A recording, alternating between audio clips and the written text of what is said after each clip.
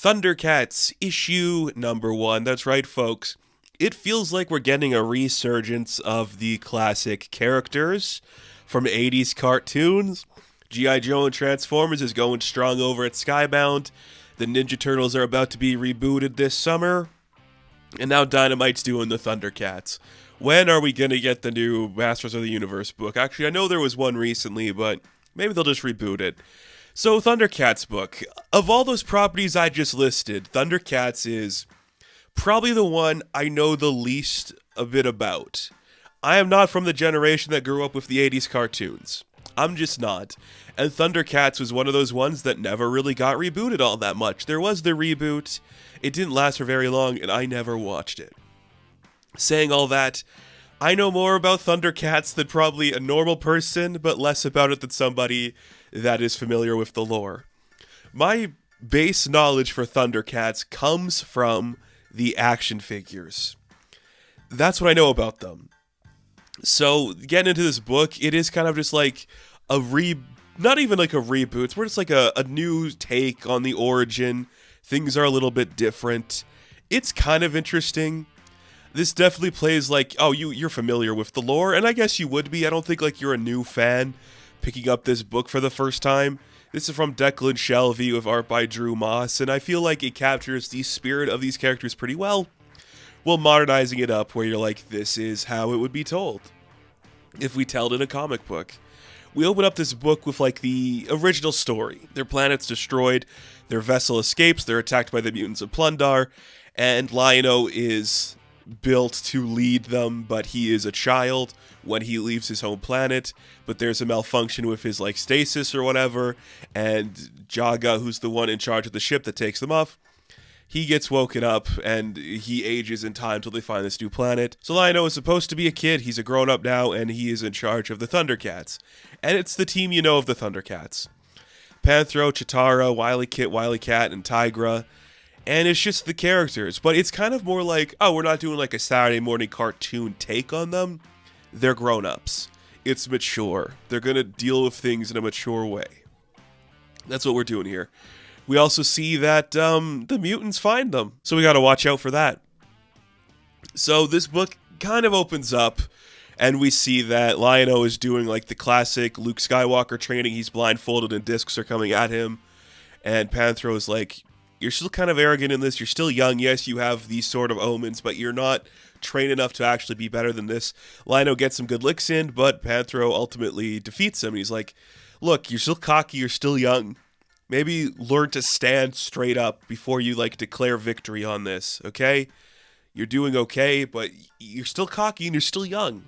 And I am your general in this new order, and I'm telling you, everything's different. You gotta be prepared for different things. At that point, we cut to see what everyone else is doing. And we follow Tigra, and he's hunting like a weird-looking rabbit creature. I like that his facial hair makes it look like he's got like an old-timey mustache. That's really fun. So he's stealthily trying to attack this rabbit. It evades him. And then Chitara shows up, and she's like, hey, sorry to spoil your fun. I didn't mean to do that. Why don't I go catch it for you? And then we'll cook it up. And that is when the kids start chasing the rabbit. So we get a page where it's just Wily Kit and Wily Cat chasing this rabbit, trying to catch it. They stumble over each other, get into like a fight trying to catch it. It's just really fun and cute. I like that's kind of fun. It's like classic stuff that you'd want from these characters, I'd imagine. We cut back to see Panthro talking to Lion-O, and it's just like, kid, you have all this anger in you, and you just want to like take charge, but you have to be ready. You know, we lost a lot of time, and you know, you have so much training to still do, and that just makes Lion-O angry. He's like a stubborn leader, so he takes the Sword of Omens, and he just heads out to like, I need to clear my head and think about stuff, and that is when we see a mutant ship comes after them. So he does the classic Thundercats, ho, and the Sword of Omens spreads out. The other Thundercats see that it is Lord Slythe coming for them.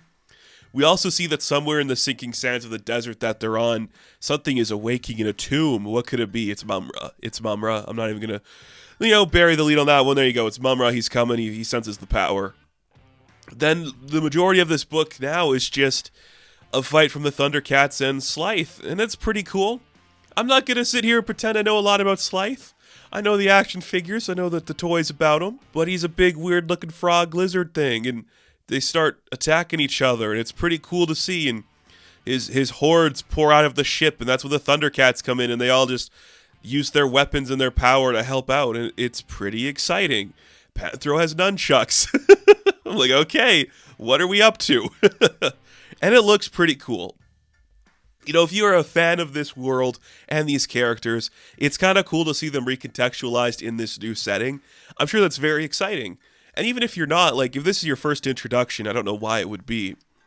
It's an interesting enough story where you're like, oh, there's actually like a lore built in here and I can learn more about these characters as we go on. So that's pretty exciting. You see that Panthro is taking charge because he's a general. He's like, okay, Cubs go to the ship, Tiger do this, and we'll just kind of like defend Lion-O while he takes on the fight with like the mutant lord. It ain't looking good. The fight isn't going well for them, but the Cubs manage to like blow up a part of the ship. So like when Lord Slythe wants to like retreat, they can't because their ship is gone. And that is when we see Slythe going in for like the final blow to knock down Lion-O. He holds his sword up in defense, and that is when Lord Slythe breaks the sword of omens. It shatters, and everyone's like, what just happened? It's destroyed? Like, all of them just stop like, whoa, that is not good. Lion-O is literally on his knees holding the blade like, I have no idea what to do with myself now. And that is when you feel like the disturbance of a creature crawling out of like this pyramid. He's like, it's gone, the Eye of Thundera. I felt it, such power. It is unmistakable. It's been taken away from me from some time. Tell me what have you done with it, Jaga? And that's when we see, yeah, it's Mumra. You know, Mumra has awakened. He senses the Sword of Omens and the power of Thundera is being attacked or whatever. And that's where the book ends. And you're like, yeah, Mumra, good. A more interesting character than Lord Slythe, I'm guessing. I couldn't tell you for sure.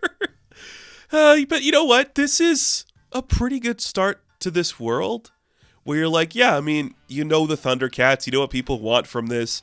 So doing it in this like mature setting where it's like a young brash hero. Kind of like the Luke Skywalker journey. I get that. There is a lot of, if you're looking for them, there are a lot of like heavy tones here of Star Wars. Especially like the Force Ghost projected Jaga at the end. And the weird Emperor Mumra, you can see it all coming.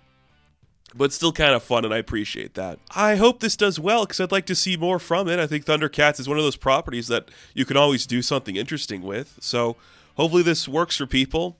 So far for me, I thought it was pretty good. So Thundercats, issue number 1, I am going to give a 7 out of 10. Now, thank you all for watching this review. Be sure to like and subscribe to the channel. As always, you can check me out on Instagram, TikTok, and Twitter. And of course, I will catch you in the next one. Have fun. Stay safe. Good luck.